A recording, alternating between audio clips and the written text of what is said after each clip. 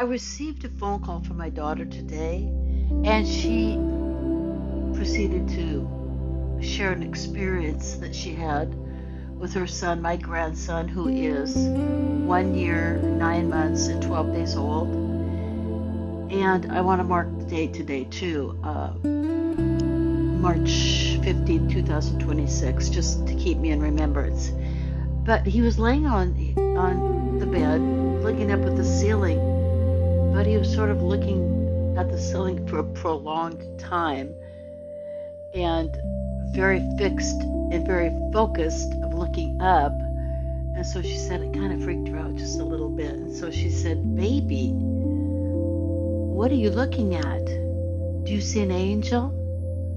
Do you see Jesus?" And he said, "Angel, Jesus.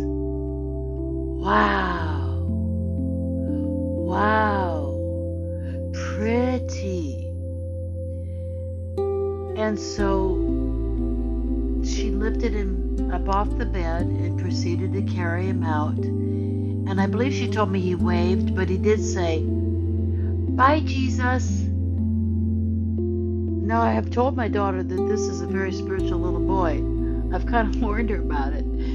But I just want to say, if you have had any doubts in believing eternal things, believing in heaven, believing in Jesus, believing in angels, believing in eternity, believing on things beyond the veil, beyond our flesh,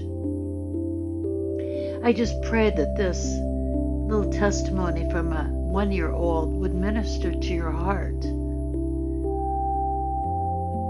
You know, God very often uses little children because they're easily accessible. They are not hardened by sin, and He can reach their spirit so easily and minister to them so they can minister to us, because the Bible says, out of the mouth of babes. Out of the mouth of babes. And it also says in the Bible, a little child shall lead them. A little child shall lead them. So maybe this would lead somebody out of their unbelief into believing. You know, you don't have to see on the other side to believe. I remember about reading where the disciples told Thomas, "We've seen Jesus." He says, "Well, I won't believe unless I see it. The hands in the holes in his hand and the piercing on his side." And when Jesus appeared to Thomas, he said, "Thomas, look, touch my hand.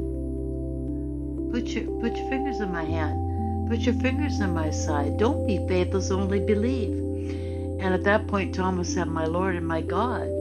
And Jesus replied to him, "Thomas, you believe because you see, but blessed are those who believe without seeing." We don't really have to see to believe. We don't. Just know eternity is real. Jesus is real. Heaven is real. The angels are all very, very real. And here we have a little child who saw this today, this afternoon. And he said, "Wow, pretty." So I can only imagine how absolutely beautiful whatever he was seeing was absolutely wowing this little baby. And trust me, we're going to be wowed when we do see it for real, you know. And you know, don't let your heart get hard. You know, don't be a knucklehead. Don't where God has to knock on wood. Let's have hearts of flesh, tender hearts, where God can minister to us and we can believe. That's all He expects. What does what does the Father expect from us? Believe in His Son. Only believe. That's the will of God. Only believe. A child shall lead them.